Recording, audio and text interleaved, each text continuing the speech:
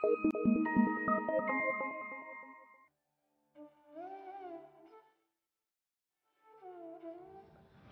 hello, வணக்கம், welcome to ஆசி Tamil kitchen. இன்னைக்கு grill fish பண்ண போகிறோம். நான் எடுத்திருக்கிற மீன் வந்து பாராமுண்டி, நம்ம ஊர் கொடுவா மீன், ஒரு ஃபுல் ஃபிஷ் எடுத்திருக்கிறேன். நல்லா கழுவிட்டு க்ளீன் பண்ணி கழுவி எடுத்தாச்சு. இப்போ இதுக்கு ரெண்டு விதமான மசாலா நம்ம ப்ரிப்பேர் பண்ண போகிறோம். இதுக்கு தேவையான இன்க்ரீடியன்ட்ஸ் என்னென்னு சொல்கிறேன். இது வந்து நம்ம பீஸாவுக்கு போடுவோம் இல்லைங்களா, இட்டாலியன் சீசனிங். பாஸ்தா, பீஸா எல்லாத்துக்கும் நம்ம இதை ஆட் பண்ணுவோம். இட்டாலியன் சீசனிங் நான் எடுத்துருக்கிறேன். 1½ teaspoon pepper powder, 1 teaspoon jeera powder, 1½ teaspoon chili powder, 1½ tablespoon. This is ginger powder, ½ teaspoon. Turmeric powder, 1 teaspoon. Ginger garlic paste, 1½ teaspoon. Onion powder, 1½ tablespoon. Garlic powder, 1½ teaspoon. இது வந்து paprika powder. paprika powder வந்து நம்ம ஊர் பஜ்ஜி மிளகாவை காய வச்சு அரைச்சி எடுக்கிறாங்க. அது வந்து ஒரு டிஃப்ரெண்ட் ஃப்ளேவர் கொடுக்குது.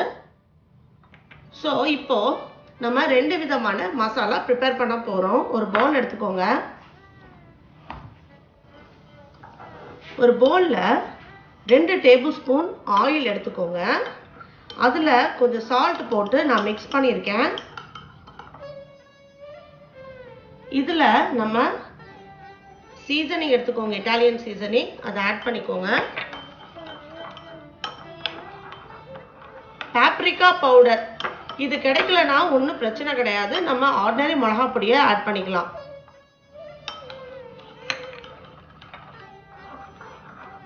கார்லிக் பவுடர் கிடைக்கலனா ஒன்றும் பிரச்சனை கிடையாது. நீங்கள் ஆனியனும் கார்லிக்கும் எடுத்து அரைச்சி வச்சு அந்த பேஸ்ட்டை இப்படி எண்ணெயில் மிக்ஸ் பண்ணி வச்சுக்கலாம்.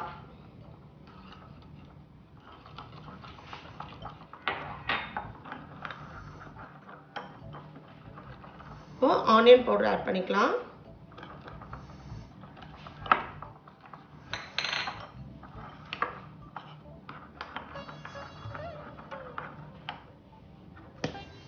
ஜிஞ்சர் பவுடர் ஆட் பண்ணிக்கலாம். இப்போ எல்லாமே நம்ம பவுடர் ஃபார்ம்ல தான் இதில் ஆட் பண்ணுறோம். ஏற்கனவே கொஞ்சம் சால்ட் ஆட் பண்ணியிருந்தோம், இன்னும் கொஞ்சம் சால்ட் ஆட் பண்ணிக்கலாம். இப்போ இதை நல்லா ஒரு மிக்ஸ் கொடுக்கலாம்.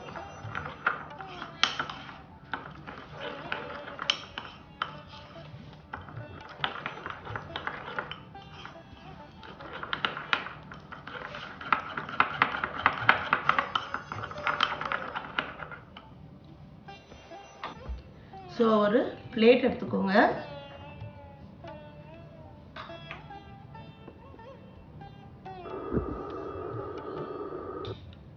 இதில் சில்லி பவுடர் ஆட் பண்ணிக்கோங்க. உங்கள் காரத்துக்கு ஏற்ற மாதிரி சில்லி பவுடர் ஆட் பண்ணிக்கோங்க. பெப்பர் பவுடர்,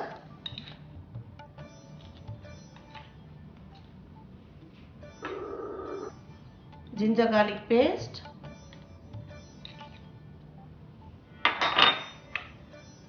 மஞ்சள் பொடி,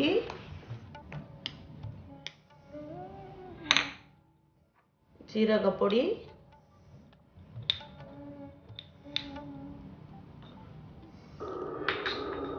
அவ்வளோதான். இதை ஒரு பேஸ்ட் மாதிரி பண்ணி இதை ஓரமாக வச்சிடலாம். சீசனிங்க்கு சால்ட்டும் போடணும் இல்லையா, சால்ட் இல்லாமல் டேஸ்ட் வராது. ஸோ நம்ம ஏற்கனவே அதில் சால்ட் ஆட் பண்ணியிருக்கோம். ஸோ இந்த சால்ட்டை பார்த்து ஆட் பண்ணிக்கோங்க.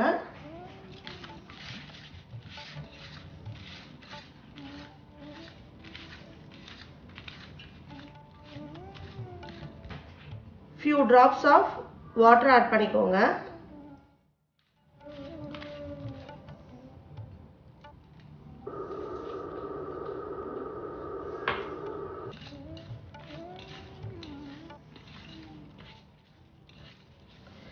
இந்த கிரில் ஃபிஷ் வீட்டில் பண்ணி பாருங்க, ரொம்ப பிரமாதமாக இருக்கும். அவனில் வச்சு இதை நம்ம கிரில் பண்ண போகிறோம். அவன் இல்லாதவங்க பிரச்சனை கிடையாது. நீங்கள் ஸ்டவ்வில் ஒரு தவா வச்சு அது லோ ஃப்ளேமில் வச்சு நீங்கள் இதை பண்ணலாம்.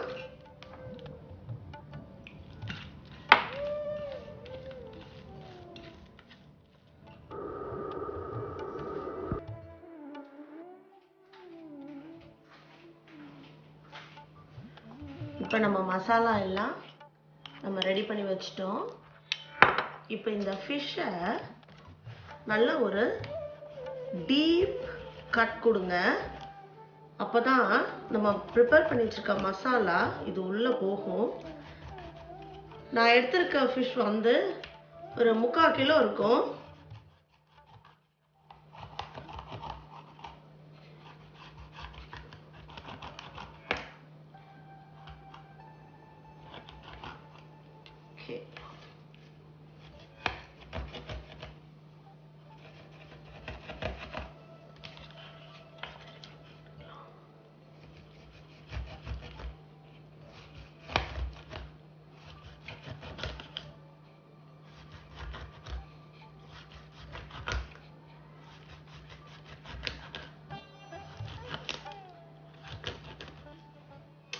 அவ்வளவுதான்.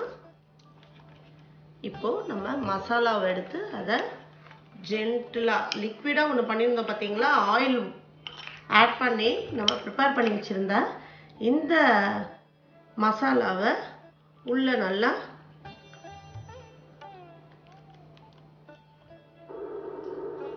அப்ளை பண்ணுங்க.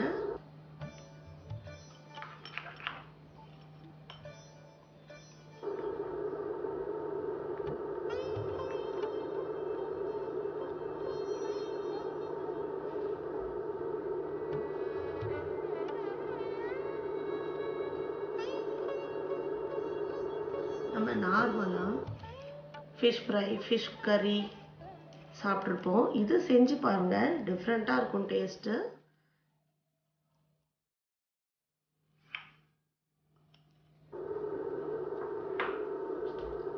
இப்போ அதை திருப்பி போடலாம்.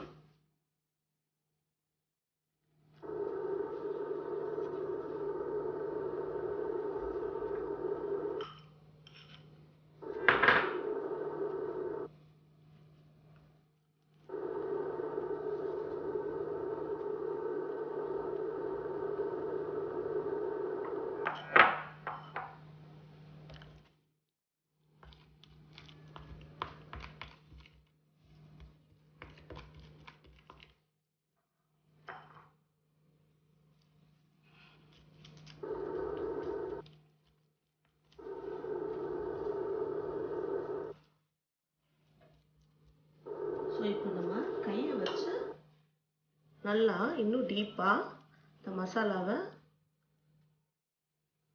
உள்ள அப்ளை பண்ணலாம்.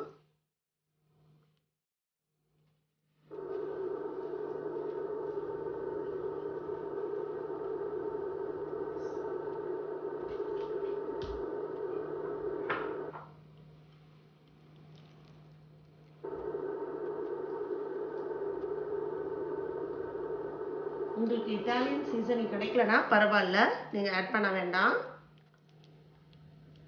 வெறும் வெங்காயம் பூண்டு அரைச்சி அதை பேஸ்ட் பண்ணிவிட்டு அதை ஆயிலில் ஆட் பண்ணிவிட்டு மிளகாய் பொடி ஆட் பண்ணி கொஞ்சம் லெமன் ஜூஸை பிழிஞ்சு அதை கூட நீங்கள் உள்ளே கொடுத்துக்கலாம்.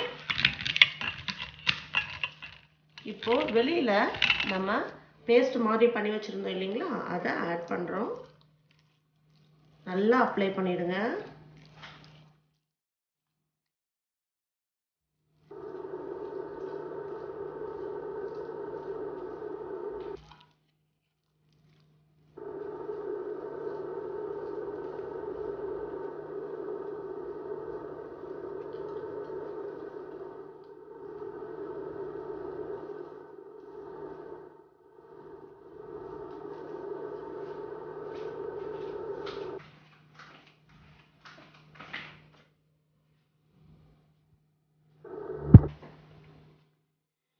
ஸோ இப்போ இந்த ஃபிஷ்ஷை நல்லா ஸ்லிட் பண்ணிவிட்டு நம்ம உள்ள மசாலா தடவிட்டோம், வெளியவும் ஒரு மசாலா தடவணும். உள்ளேயே வேறு மசாலா வெளியிலேயே வேறு மசாலானா உள்ளே இருக்க மசாலாவில் வந்து நம்ம ஆயில் போட்டு நம்ம அப்ளை பண்ணியிருக்கிறதுனால இந்த ஃபிஷ் வந்து நல்ல ஜூஸியாக கிடைக்கும். ஸோ வெளியேயும் நம்ம அப்ளை பண்ணியாச்சு. இப்போது லெமன் எடுத்துக்கோங்க. லெமனை இந்த மாதிரி சின்ன சின்னதாக கட் பண்ணி எடுத்துக்கோங்க. அதை இந்த ஸ்டமக் ரீஜனில் அப்படியே வச்சுருங்க. உள்ள லெமன்ஸ் ரொம்ப நல்லா டேஸ்ட் கொடுக்கும் ஃபிஷ்ஷுக்கு.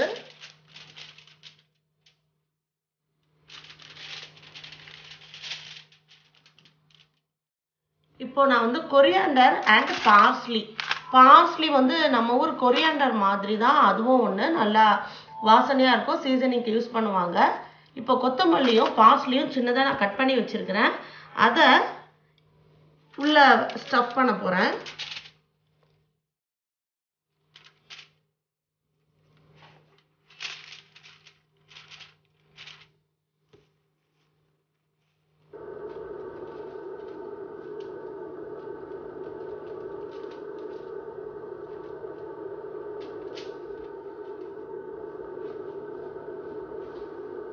பார்ஸ்லி இல்லைன்னா வெறும் கொத்தமல்லி மட்டுமே நீங்கள் ஆட் பண்ணிக்கோங்க. நம்ம ஸ்லிட் போட்டு வச்சுருந்தோம் இல்லைங்களா, அந்த கட்டு அதில் எல்லாத்துலேயுமே கொஞ்சம் இந்த மாதிரி இன்சர்ட் பண்ணி வச்சுருங்க.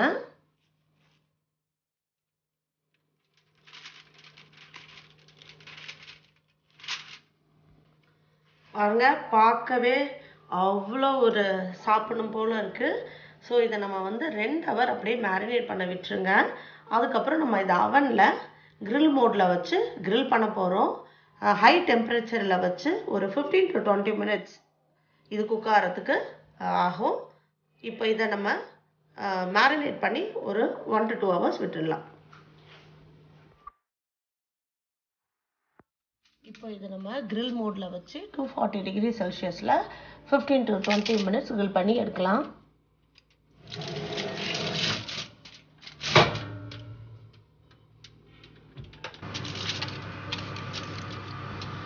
இப்போ நம்ம 250 degree Celsiusல ஒரு 10 minutes வச்சோம். இப்போ நம்ம டெம்பரேச்சரை கம்மி பண்ணிவிட்டு இன்னும் ஒரு 7 minutes வைப்போம்.